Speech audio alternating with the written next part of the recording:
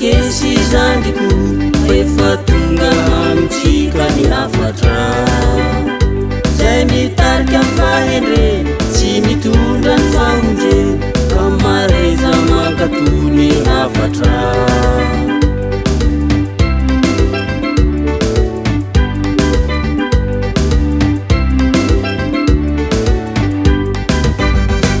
oyendre oyaba ozikesy zandiko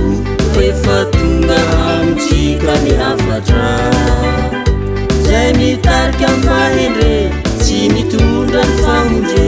fa mareza mankatony hafatra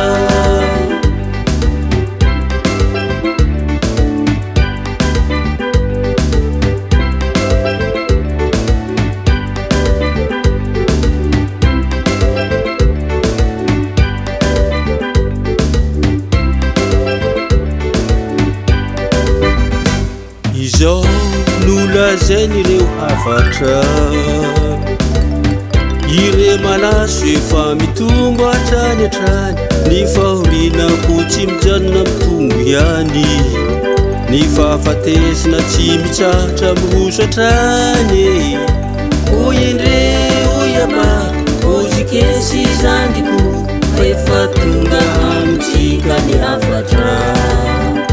zay mitarika mifahendre tsy mitondra ny fahondre ka mareza mankatony hafatra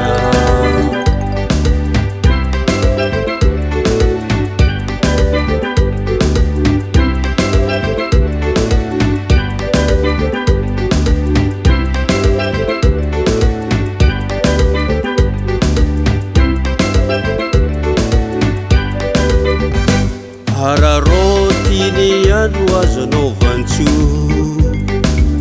fefa miharatsy izao fiainany izao arandry amany defa miantsanao agny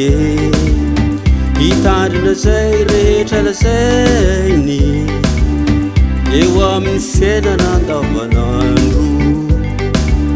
mba hitondra soa eo amin'ny fiainana oyendre oyaba ozikesy zandiko efa tonga amitsika ny hafatra zay mitarika mifahendre tsy mitondra ny fahondre